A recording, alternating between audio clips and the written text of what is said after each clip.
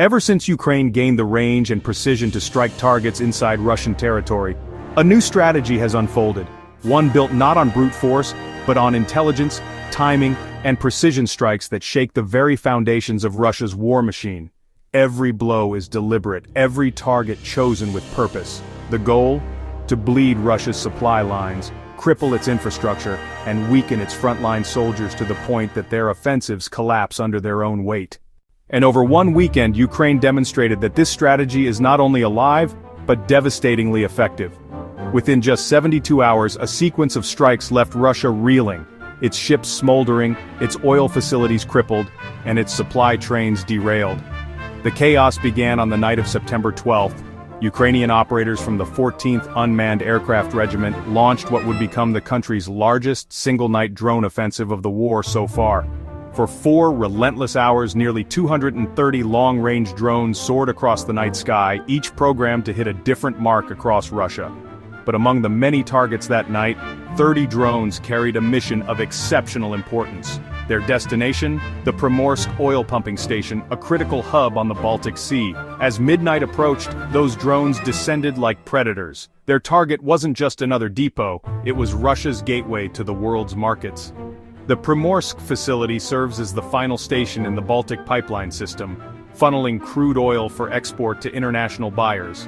Without it, much of the oil Russia sells abroad, oil that bankrolls its war effort, would be choked off. Primorsk is also notorious for something else. It's a safe haven for Russia's so-called shadow fleet, aging oil tankers used to sneak sanctioned crude past Western restrictions. These ships operate in the legal gray zone, using fake flags and shady registrations to disguise their Russian origins. And on this night, they became the prime target. According to reports, Ukraine's drones scored direct hits on at least 2 massive shadow fleet tankers, the Kustoau and the Kailun. The Kustoau, a behemoth capable of hauling nearly 700,000 barrels of oil, was badly damaged. The Kailun, a 109,000-ton vessel, was also struck. Together, these 2 ships alone represented the ability to transport roughly 1.4 million barrels of oil, and Ukraine had just taken them offline. But the drones didn't stop there. A third vessel, the FOS-4, a 51,000-ton tanker sailing under a Hong Kong flag, was also struck. Analysts estimate that it carried capacity for nearly 300,000 barrels of oil. What makes this even more intriguing is how these ships were registered. The Kustoau and Kailun were not officially Russian at all.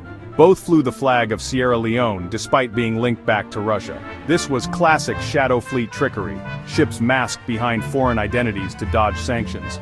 By striking them, Ukraine wasn't just targeting infrastructure, it was pulling back the curtain on Russia's underworld oil trade. To understand the significance, you have to know how Russia's shadow fleet works. Analysts divide it into 2 groups, the Gray Fleet and the Dark Fleet. The Gray Fleet pretends to play by the rules, hiding its Russian ties through shell companies and foreign registrations.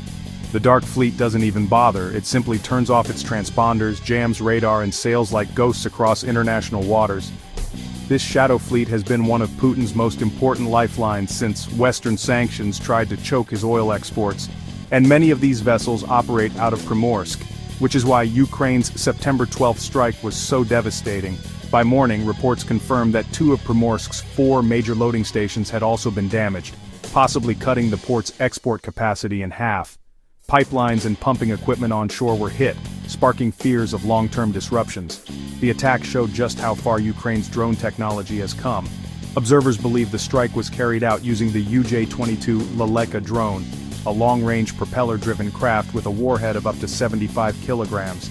With a maximum range of nearly 2,000 kilometers, the Leleka could reach Primorsk with precision. Within 3 days, satellite images confirmed the damage. The tankers remained docked, unable to sail. The Kustoau appeared to have suffered the worst, with explosions forcing its 28 crew members to evacuate, and while no lives were lost, the economic damage was clear. Millions of barrels of sanctioned oil had been blocked from leaving Russia's waters. But this was only the beginning. 2 days later, on September 14th, Ukraine struck again. This time the target was the Kirishi oil refinery, southeast of St. Petersburg. The refinery is no ordinary facility. With an annual capacity of nearly 20 million tons, it represents roughly 6% of Russia's total refining power. Ukraine's drones pierced Russian defenses and slammed into the refinery's cracking tower, the heart of the plant, responsible for breaking crude oil into gasoline and other usable products. When the tower went up in flames, satellite images captured the damage. Russian officials downplayed the strike, claiming it was just debris from drones shot down. But the towering flames and mushroom cloud explosion told a different story. Without that cracking tower, Kirishi's refining operations ground to a halt. And that meant trouble not just for Russia's war effort, but for everyday life in St. Petersburg, the country's second wealthiest city. Fuel shortages had already been spreading across Russia due to earlier strikes. By late August, some remote regions were paying the equivalent of $10 per gallon on the black market.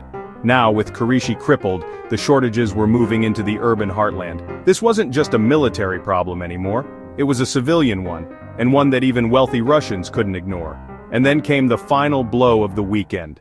Between the night of September 13th and 14th, Ukraine's intelligence services, the SBU and HUR, orchestrated a sabotage mission deep inside Russia. A fully loaded fuel train traveling along the Oriol-St. Petersburg line was destroyed when explosives planted along the tracks detonated. At least 15 fuel cars were derailed and the line itself was shut down for a full day. Unlike the drone strikes, this was a different kind of operation. It required operatives on the ground or possibly inside Russia itself. The fact that it succeeded raises chilling questions for the Kremlin. How deep does Ukrainian infiltration go? How many agents are already working within Russia's borders? By the end of the weekend, Russia had endured 3 hammer blows in rapid succession.